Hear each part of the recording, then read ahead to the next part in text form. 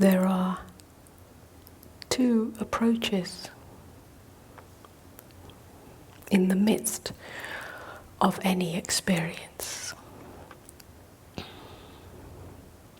One is the approach of awareness, the other is the approach of intimacy.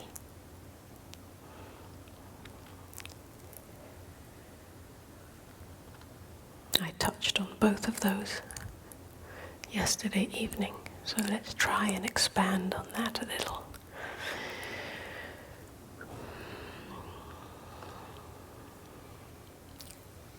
It's like awareness and intimacy are two sides of the same coin. We can also call awareness and intimacy presence and love. Awareness. We can also call awareness space.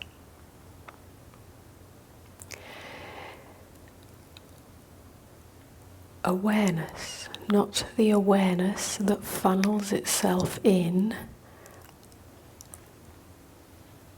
to an object so that we become aware of something, whether that object is a thing that we see, that we perceive, that we sense, or a thing internally, a feeling, a thought.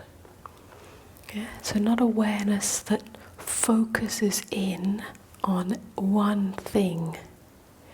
Yeah, that's concentration. That's focus. Unfocused awareness. Space. The awareness that is always here. When we get entangled in our experience, an experience of difficulty, an experience of pain, an experience that is unwanted, that we're trying to reject, that we're trying to avoid, that we're trying to change, that we're trying to fix, that we're trying to overcome in some way, that we're trying to control, then we lose the reality of awareness. We get lost in the content of our experience. Then it's helpful to become aware of the space within which that content appears. When we expand awareness, in other words, relax awareness, relax the tightening of the acquisitive mind that wants to grasp its experience and say, I don't want this. It grasps it. Even in the not wanting, it is holding tight. The not wanting itself is the holding tight to the experience. Yeah? It seems by not wanting the experience, we're letting it go, but actually we're tightening around it. Yeah? And in that tightening around it, awareness has constricted, awareness has contracted, and in that contraction there is suffering. Yeah? The suffering of the self that is the one that doesn't want this. Yeah, there is opposition, there is separation between me and the experience I'm having, and I don't want it. There are two. And in that two-ness, there is suffering. The suffering that is separation, the identity of the self as a separate me that is having an unwanted experience. So it's useful, it's helpful to practice. Yeah, we call this a practice, an attitude, to have an attitude of relaxing awareness so that awareness itself becomes unlocalized, unfocused, and perhaps there is a recognition in that of the awareness that is always here, the space that is always here. That within which all content, all experience rises and falls, comes and goes. This is a relaxation. Yeah, an internal relaxation of the acquisitive mechanism. Letting it be. And in letting it be, you're not replacing it with anything. You're falling back. You're falling into the unknown. We can also call awareness a kind of unknownness. Because as you fall into awareness that is not contracting around its experience, you're falling into the unknown. Yeah? When we contract around an experience, we know. Yeah? We know that we don't want it. That's a knownness. Yeah? And in knowing that we don't want it, we've taken a position, we've taken a stance. There is the root of the mechanism of separation and the root of suffering.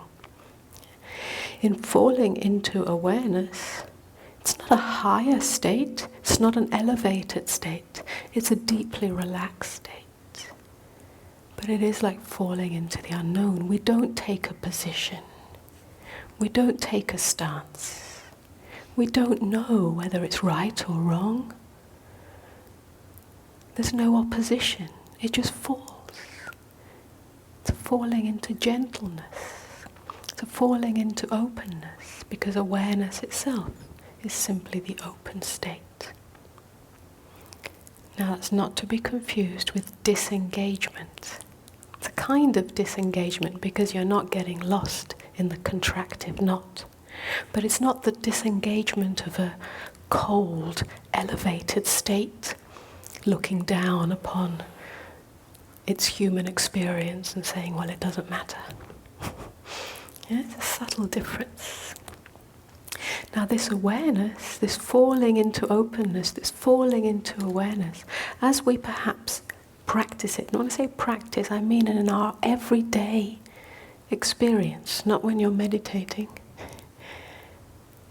In your everyday experience, when you're finding yourself contracting around whatever it is you're experiencing, that is the time to practice this unfoldment, this falling open. And with that, over time comes perhaps, hopefully, a recognition of the awareness that holds it all, the open space that holds it all. It creates an internal spaciousness. It creates a relaxation of being. And it creates a deep presence. Beingness is the same as presence. Presence is simply the ability to be with whatever is here, neither contracting, nor recoiling, nor creating any kind of strategy to change its experience. So presence is beingness, presence is awareness, presence is relaxation, presence is simply being here with what is. It's also spaciousness and openness. The other side of the coin, which is really the same thing, but it's helpful, us being psychological beings, yeah, having the capacity to navigate the human psyche and the human experience. It's helpful to discuss it or approach it from the other direction. Yeah? If this direction of awareness is one of opening in this way, realizing, recognizing the space, the contentless, yeah, the space without content, that includes content, but that which is prior to content is a spaciousness, if you like, an emptiness that includes whatever arises in that emptiness. Then the other way, the other side of the coin, is intimacy. Intimacy is moving into your experience. When something is unwelcome, when you're experiencing the tight knot of resistance, I don't want this. That not wanting is a prevention of true intimacy, because the not wanting creates a wall between you and the core of your experience. So intimacy goes the other way. It goes into your experience. Instead of going out from your experience into that which holds your experience, you go into your experience. It's the invitation of love. Not a love that possesses its experience and cradles it, but a love that it just allows it. It just moves into it. It moves into its core. It's like making love with your experience. It's a tantric experience. It merges with the pain. It moves into the darkness. It sits inside the discomfort. It gets really close and intimate. To be really intimate with your experience means to have no narrative about your experience. As soon as there's a narrative about the experience, I don't like this, I don't want it, it's too painful, it's unbearable. How can I get rid of it? How can I change it? How can I be more spiritual? How can I be more enlightened in this moment? You've prevented true intimacy with experience. So this requires courage. And the willingness to once again fall into the unknown, because the narrative is known, the intimacy is not known until it's known, until you've moved into that intimacy. So it's a kind of death, it's a death of the self that wants to create some kind of protection around the horror of its experience. It's the imagined horror of its experience. So intimacy also brings us into deep presence and beingness. Simply being with what is here, the naked experience, the raw energy of it, not the narrative of it, the raw energy of it. And that is unknown. Once again, it's like falling into the unknown. Once again, it's a deep presence. Once again, it's a beingness. Once again, it creates space, because there's a deep relaxation. It's almost the space comes from the inside out. The other one comes from the outside in. So they both end up in the same place. Now, the reason I'm talking about this is that very often in the spiritual seeking circles, we want one answer. How do I do this? How do I get rid of suffering? How do I, whatever it is that one is looking for, searching for. How do I deal with this pain? How can I find freedom in this? How can I achieve awakening, and so on? And we want one answer. We want one way. We want one formula. But there is no formula that the mind can be satisfied with. It's not one practice. If I meditate in this way, if I practice this number of minutes or hours a day, then I'll get there. It's an ongoing relationship with your direct experience. So awakening is an ongoing relationship with your direct experience. And a relationship is a dance, It's a dance.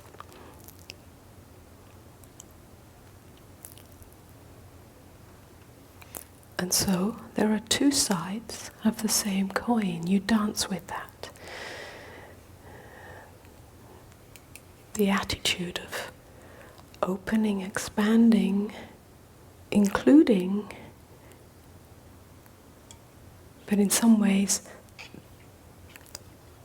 resting in the beyond the experience. It includes the experience, but it is beyond the experience. And then the other one is going right into the experience, right to the heart of the experience, right to the core of the experience, penetrating the experience. And they both end up in the same place. And sometimes it's more appropriate to dance in this way, and sometimes it's more appropriate to dance in that way.